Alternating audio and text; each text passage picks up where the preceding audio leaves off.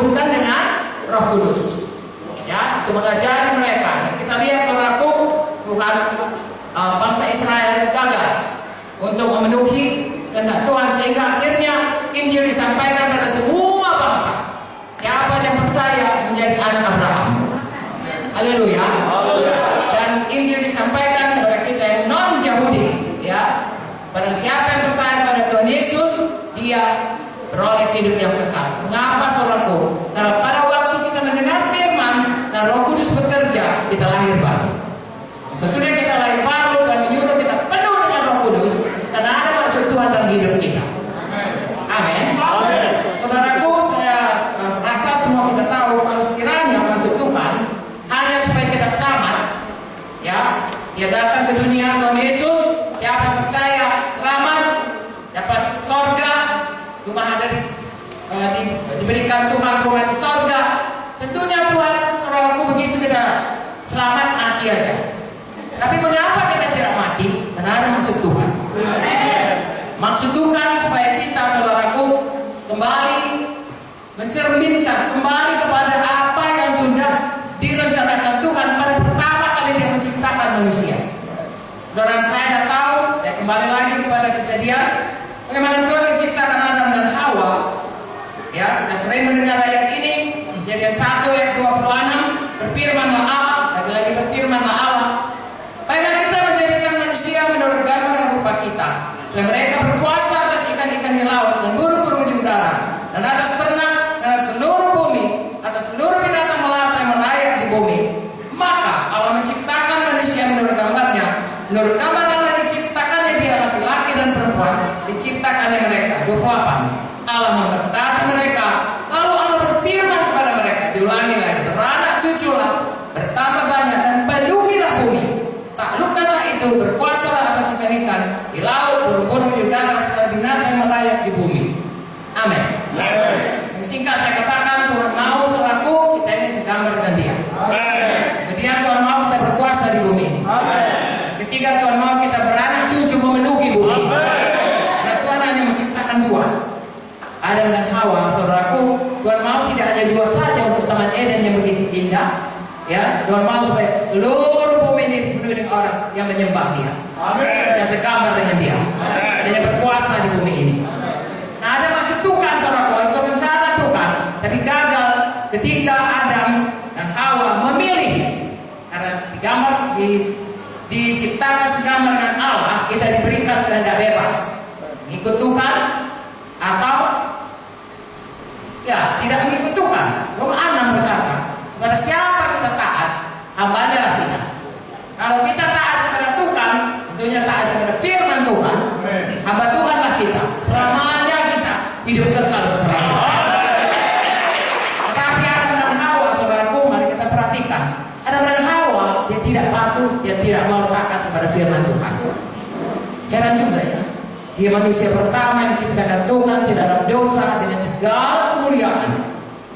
Ya, Tuhan sendiri yang menciptakannya, bukan keturunannya. Bisa juga jatuh pada dosa. Kalau saya pribadi itu membuat saya sangat hati-hati. Kalau yang demikian pun bisa, apalagi saya yang sudah turun-temurun ada di bawah pengaruh dosa. Nah, saya sudah selamat. Nah, saudaraku, saya heran juga. Kenapa Tuhan berkata berkuasalah di bumi? Baca tadi 2 kali, ayat 26, ayat 28. Ada binatang melata di merayap di bumi. Ya, kalau ular itu, kalau dulu ada hamba Tuhan berkata dulu ular itu merayap, dulu ular itu berdiri. Sekarang lah dia merayap. Oke lah. Tapi katakanlah misalnya saudaraku, siapapun apapun itu, ular itu merayap atau tidak merayap, Tuhan sudah berkuasa. Kenapa tidak dia berkuasa atas bumi? Mau dia ditipu oleh ular itu? Heran juga kita. Jadi saudaraku, bukan heran lah. Itulah saudaraku, bagaimana Tuhan memberikan kepada kita satu kehendak bebas untuk menyatakan kita memang sungguh-sungguh mengasihi Dia, sungguh-sungguh mau mempermuliakan Dia, sungguh-sungguh mengatakan Tuhanlah berdaulat atas hidup kita. Apapun dikatakan firman-Nya, kita patuh. Tapi kita lihat saudaraku, ada yang tidak patuh. Nah saudaraku, Tuhan begitu baik. Ya, saya tidak pernah memikirkan kebaikan Tuhan. Sudah pun Tuhan begitu baik, sudah pun Tuhan sudah baca Kejadian 3 bagaimana mereka jatuh pada dosa. Tuhan berjanji akan memberikan keturunan perempuan ini menemukan kepala ular, dan keturunan ular ini mematuk tumitnya. Dengan kata lain, Tuhan Yesus akan datang untuk menyelamatkan kita, tapi dia sendiri harus mati di kayu salib. Saudaraku yang sekasih, kalau dipikir-pikir, sesudah kita diselamatkan Tuhan dan kita percaya kepada Tuhan, sudah cukuplah itu, tak jadi kita ke neraka. Tetapi Tuhan mau, saudaraku, kembali yang dikatakannya tadi, kita dipulihkan kembali. Manusia yang diciptakannya itu, Roma 2 Korintus 3 ayat 18 berkata, saudaraku, dari kemuliaan kepada kemuliaan yang semakin besar. Karena pada waktu manusia berdosa, Roma 3:23 berkata, semua manusia sudah berdosa dan kehilangan kemuliaan Allah. Yang tadinya dia penuh dengan kemuliaan, saudara, begitu mulia sampai kalaupun dia tidak berpakaian, tidak ada persoalan. Ya, kenapa? Karena kemuliaan Tuhan memenuhi dia, segambar dengan Tuhan. Begitu berdosa, hilang semua kemuliaan. Lalu dia bingung, dia tidak berdosa, raja. Dia berusaha menutupinya. Saudaraku, sampai sekarang pun paling baik kalau sudah berdosa, saudaraku, mengaku sajalah daripada berusaha menutupinya. Toh terpaksa juga akhirnya keluar dari Taman Eden. Perhatikan, Adam tidak mau mengaku. Waktu ditanya Tuhan, kenapa kau takut? Mulai berkata takut. Kenapa dia sembunyi? Kenapa dia berusaha menutup? Paling bagus sebenarnya kalau ada kesalahan kita mengaku saja, supaya dipulihkan Tuhan. Akhirnya mengaku, tetap saudaraku mengatakan, ada berkata perempuan ini yang salah, perempuan itu berkata ular ini yang salah. Saya lebih bagus mengaku dosa saja. Ya, akibatnya mereka dikeluarkan dan kutuk dosa, bahkan bumi pun terkutuk. Ya, dengan berpeluh. Kalau tadinya hanya semua sudah begitu bagus di Taman Eden dan hanya tinggal mengusahakannya, sekarang harus dengan sembah duri, onak duri dan berpeluh. Itulah akibat dosa. Kabar baiknya, Tuhan sangat mengasihi kita manusia. Dengan dia berikan jalan keluarnya, dan sesudah kita selamat, bukan hanya kita dipulihkan. Saudara tahu kalau 2 Korintus 5, saudara berkata, biarlah kami datang, ya, sebagai utusan Tuhan untuk memperdamaikan. Kita diperdamaikan dengan Tuhan. Semua dosa kita dilupakan Tuhan. Dari timur dengan barat, begitulah jauhnya Tuhan melupakan dosa kita, sehingga kita semua beroleh hidup yang kekal di sorga. Tapi saudaraku, kalau orang masuk penjara lalu keluar dari penjara, dia tidak dipulihkan, orang gak mau memperkerjakannya. Betul? Kiranya saudara masuk penjara dengan satu perkara, tidak ada rehabilitasi, kantor saudara gak akan mau memperkerjakan saudara. Harus direhabilitasi sehingga masyarakat bisa menerima kita. Nah, Tuhan lebih kudus lagi, saudaraku. Nah, kalau kita sudah dipulihkan, sudah diselamatkan, sudah diampuni, Tuhan mau kita, rencananya kita segambar dengan Tuhan, harus dikembalikan. Kelak, saudaraku, kita tidak kembali ke Eden. Kita akan pergi ke Yerusalem baru. Ke Yerusalem baru itu, saudaraku, kalau orang-orang yang segambar dengan Tuhan, sebabnya selama kita di dunia ini, Tuhan melatih kita. Nah, saya percaya bagaimanapun kita berusaha di dunia ini, takkan pernah kita sempurna. Tetapi ada kemajuan daripada waktu kita mulai selamat. Saya sudah 50 tahun selamat. Saya harus berubah dari orang yang tadinya manusia lama menjadi manusia baru, hari lepas hari, segambar dengan Kristus, seperti rencana Tuhan semula. Haleluya. Hari ini saya tidak khusus bicara mengenai itu, saudara tahu, semua hamba Tuhan. Untuk itu saya dan saudara harus betul-betul menanamkan manusia lama dan hidup dalam manusia baru. Baik, saya mau cerita mengenai yang kedua. Nah, itu yang hari besok kita akan kerjakan, yaitu bagaimana saudaraku kita ini hidup berkuasa. Tadi saya katakan kalau kita patuh kepada setan, perkataan Tuhan tidak kita dengar, perkataan setan yang kita dengar. Cuma kita tahu bahwasanya Hawa mendengarkan apa dikatakan setan. Setiap kali keluar firman Tuhan, Amsal 4 ayat 20, 21, 22 berkata, akan ada visi kepada kita. Ya, bisa juga 17 berkata, Roh Kudus memberikan visi kepada kita. Ya, dan ini firman diilhami oleh Roh Kudus. Jadi setiap kali dikatakan, misalnya saya sakit, saya berkali-kali sakit dan berkali-kali sembuh. Sekarang saya ada di sini, puji Tuhan. Amin. Setiap kali kita sakit, firman Tuhan berkata, oleh bilur-bilur Yesus kamu sembuh. Amin. Saudaraku, memang ya hidup mati dikuasai lidah. Saya bisa bilur-bilur Yesus saya sembuh, bilur-bilur Yesus saya sembuh, bisa. Tapi itu kayak mantra-mantra ya, tidak ada gunanya. Saya harus melihat dengan mata saya, mata rohani, ya bahwa saya betul-betul sembuh. Seperti orang Israel, kalau dia sakit, mau mati sekalipun, kalau dia lihat ular kembang yang dinaikkan itu, dia pasti sembuh. Begitu juga saudaraku, saya melihat firman Tuhan ini di dalam. Saya pernah sakit paru-paru di sini, bengkak saudara, bengkak benjolan, di foto, dan kemudian dokter berkata, sudah tahu kalau ada benjolan itu namanya apa? Ya. Dokter kemudian bronkoskopi saya. Pada waktu saya di bronkoskopi itu, saya mati saudaraku. Ya, hilang semua. Ya, hilang, lalu alatnya itu berbunyi. Lalu kemudian Pak Munte, saya dokter, dan adik-adik saya juga yang dokter boleh masuk, langsung berseru di kamar saya itu, dalam nama Yesus, saya hidup lagi.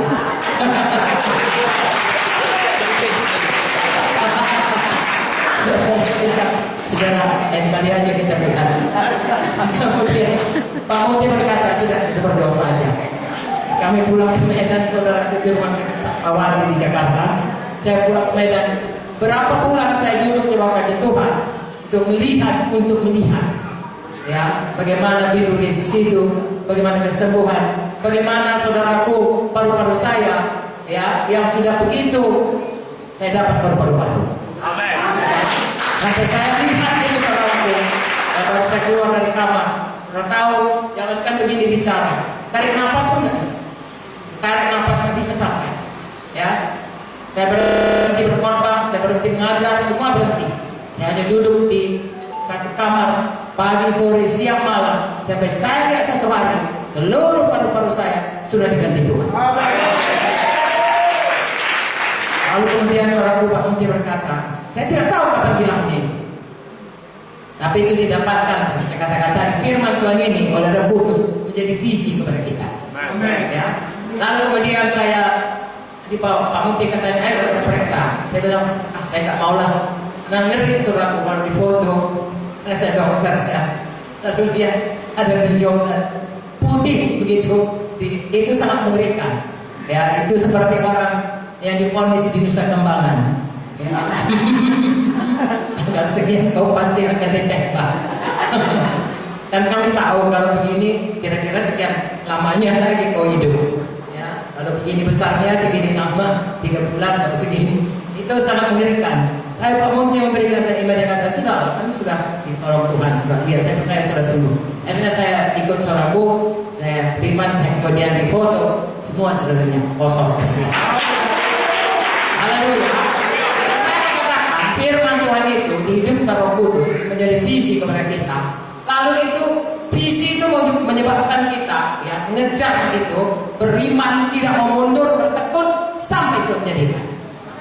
Nah, itu saudaraku kuasa dalam hidup kita yang hanya bisa diberikan oleh Roh Kudus. Bukan hanya itu, kalau itu mengenai iman ya. Satu lagi saudaraku, dalam hidup kita ini kita adalah berperang dengan segala musuh-musuh, bukan darah dan daging. Begitu kita selamat, sebenarnya kita ada pada pihak musuh dari setan. Hanya 2 pihak di dunia ini. Satu setan, satu musuh. Enggak ada abu-abu. Ya, ataukah kita hamba Tuhan Yesus atau hamba setan? Enggak bisa sebentar hamba Tuhan, sebentar hamba setan. Selalu hamba Tuhan. Pada waktu kita mengaku Yesus itu Tuhan, Roma 10:9-10 kita berkata, dengan hati orang percaya dan dibenarkan, dengan mulut orang mengaku dan diselamatkan. Dengan hati kita percaya Yesus sudah mati bagi kita, bangkit pada hari ketiga. Dengan mulut kita mengaku Yesus itu Tuhan. Haleluya. Begitu kita selamat, kalau betul-betul selamat, Yesus Tuhan dalam hidup kita, berarti sepanjang hidup kita saudaraku menjadi hambanya. Hamba Tuhan saudaraku, Tuhan berkata saudaraku adalah berkuasa. Yohanes 5:17, satu manusia, saya bacakan ya, supaya saya dan saudara berkuasa dan besok kita semua menang. Amin. Bukan cuma besok, selama-lamanya. Jadi semakin kakak kita semua menang. Amin. Kita dipulihkan Tuhan semua kuasanya kepada kita. Ini firman Tuhan. Tuhan tidak berubah, langit bumi berubah, firman Tuhan tidak berubah. Apalagi kalau Roh Kudus menghidupkannya dalam hati kita. Roma 5:17. Sebab jika oleh dosa satu orang mau kena berkuasa oleh satu orang itu, siapa itu? Adam. Saya ulangi. Sebab jika oleh dosa satu orang mau kena berkuasa oleh satu orang itu, siapa itu? Adam. Maka lebih benar lagi mereka telah menerima pelimpahan kasih karunia dan anugerah kebenaran akan hidup dan berkuasa oleh karena satu orang itu, yaitu Yesus Kristus. Itu sebabnya begitu selama ya baptisan kita selalu kita katakan baptiskan lalu baptisan Roh Kudus. Karena Roh Kudus itulah kuasa. Dan kamu nantikan di Yerusalem supaya kamu penuh Roh Kudus dan beroleh kuasa menjadi saksi. Dengan kuasa Roh Kudus itu kita mengerjakan pekerjaan-pekerjaan yang tidak dapat dilakukan oleh kekuatan kita sendiri. Saya tidak akan bisa sembuh kalau tidak kuasa Roh Kudus yang bekerja dalam saya. Kita tidak akan bisa besok menginjil dan menyatakan kuasa Tuhan kalau bukan Roh Kudus yang bekerja. Itu semuanya saudara pekerjaan Roh Kudus. Dan firman dan Roh Kudus bekerja bersama-sama dalam hidup kita, menjadikan kita pertama tadi orang yang dipulihkan menjadi seperti Yesus, kedua menjadi orang berkuasa di bumi ini. Haleluya. Saudaraku, 1 Yohanes 5 berkata, siapakah sebenarnya yang berkuasa di bumi ini? Siapa saudaraku? Tuhan atau setan? Yesus. Tuhan atau setan? Orang bertanya di luar sana, kalau Tuhan yang berkuasa, kenapa ada peperangan? Kenapa ada mutilasi? Kenapa bentrokan? Kalau memang Tuhan berkuasa, tentu bisa memberhentikan. Pada waktu Adam percaya kepada setan, kuasa diberikan Tuhan kepadanya, berkuasa di bumi ini diserahkannya, dia taat diserahkan kepada setan. Makanya sekarang ini setan yang berkuasa. Ayatnya berkata, ya 1 Yohanes 5 ayat 19, kita tahu bahwa kita berasal dari Allah dan seluruh dunia berada di bawah kuasa si jahat. Dunia ini berada di bawah kuasa si jahat. Orang yang tidak punya Tuhan, yang berlaku atas dia adalah hukum daripada setan. Tetapi saya dan saudara, sudah pindah, buku Kolose berkata, dari kerajaan gelap kepada kerajaan terang yang berlaku kepada kita, hukum kerajaan surga. Berkuasa. Roh dalam kita lebih besar daripada roh dalam dunia. Kenapa saudaraku? Buktinya lagi, Tuhan Yesus pada waktu dikatakan, kuberikan semuanya ini semua, mulia dunia ini, tapi sembah aku. Kenapa Tuhan Yesus berkata, gak ada itu, bohong kau setan. Mana pula kau berkuasa, Tuhan yang berkuasa. Kenapa tidak? Tuhan Yesus tidak menyangkal apa yang dikatakan setan, tapi dia berkata, firman Tuhan berkata, walaupun kau berkuasa, kami harus menyembah kepada Tuhan saja. Itulah yang harus kita kerjakan. Kita harus menyembah kepada Tuhan, dan dengan demikian kita punya otoritas. Perwira saudaraku yang dikatakan Tuhan, iman sebesar ini belum pernah kuliah. Berkata, aku ini orang bawahan. Aku berkata kepada Tuhan, Kaisar berkata kepada aku tunduk. Tapi kalau aku berkata kepada bawahanku tunduk, ada otoritas, hierarki otoritas itu. Kita juga demikian. Kalau kita tunduk kepada Tuhan, ada orang yang paling berkuasa di bumi. Halo. Amin. Saya pernah cerita sama bagaimana kami sebelum kami ke Amerika dengan Pak Muge pergi ke apa namanya itu, kedutaan. Masih ada waktu saya? Halo. Pergi ke kedutaan Amerika. Yang mengawalnya di situ adalah marinir Amerika. Sangat gagah, ganteng, ngeri kita lihat. Matanya biru dan tajam sekali. Orang nggak bisa lewat. Kalau saudara mau berontak sama Amerika tidak bisa, ya. Dan yang berlaku di kedutaan itu adalah hukum Amerika, bukan hukum Indonesia. Kalau dilanggarnya, kami dulu waktu SD diajari sama guru kami, jangan sempat ditabrak oleh mobil konsulat, karena di Medan nggak ada kedutaan, ada konsulat. Kalau ditabraknya nggak ada perkara, mati saja begitu. Mengapa? Karena mereka tidak bisa dituntut. Mereka tinggal di Indonesia tapi punya hukum Amerika. Saudaraku, kita tinggal di bumi ini, kita duta besar kerajaan sorga. Kita berkuasa dalam kerajaan sorga. Kerajaan sorga, saudaraku, Tuhan Yesus berkata, kerajaanku bukan dari dunia ini. Kerajaan sorga ada dalam hati kita, ada dalam tubuh Kristus, ada dalam gereja Tuhan. Haleluya. Itu sebabnya saya dan saudara harus hidup berkuasa. Saya tidak bisa panjang lebar satu perkara. Kalau mau hidup berkuasa, harus sungguh-sungguh kepada Tuhan. Kisah 1:8 dan berkata, penuh dengan Kudus, baptiskan Roh Kudus beroleh kuasa. 2 Tawarikh 6:9 berkata, mata Tuhan mencari di seluruh bumi. Mencari apa? Mencari orang yang bersungguh-sungguh hati terhadap Dia. Bukan bersungguh-sungguh hati saudara cari makan. Jadi ini bukan. Bahkan bukan bersungguh-sungguh hati melayani. Bersungguh-sungguh hati terhadap Tuhan.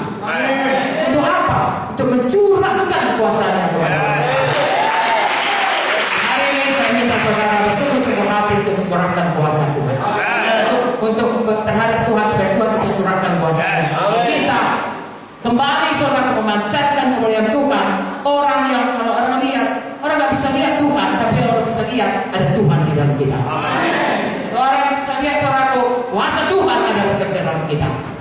Demikianlah kita memperkenalkan Tuhan, mencerminkan kemuliaan Tuhan, menyatakan kuasa Tuhan. Dan satu lagi firman Tuhan berkata, penuhi bumi. Sayang, kalaupun kami orang Batak meranak seberwono berburu 10 pintu, dengan kata lain bisa 3/3 anak, ya takkan penuh bumi ini. Dan kalaupun penuh, kalau anak-anak saya 3/3 itu tidak ikut Tuhan, mereka akan lenyap, tidak pernah menjadi kerajaan surga. Tapi kalau saya menginjil, orang selamat, saya muridkan, itu jadi anak rohani saya, kekal selamanya di surga. Itu sebabnya ada perintah agung. Itu sebabnya kita semua harus sungguh-sungguh memenuhi perintah agung. Tidak cuman hanya hamba-hamba Tuhan.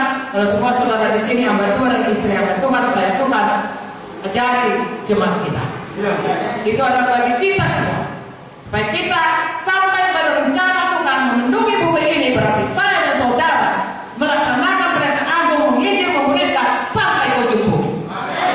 Jadi kita menginjil sampai ke ujung bumi bukan karena supaya kita dikatakan kita ini besar, bukan supaya gereja kita besar, karena itu kehendak Tuhan.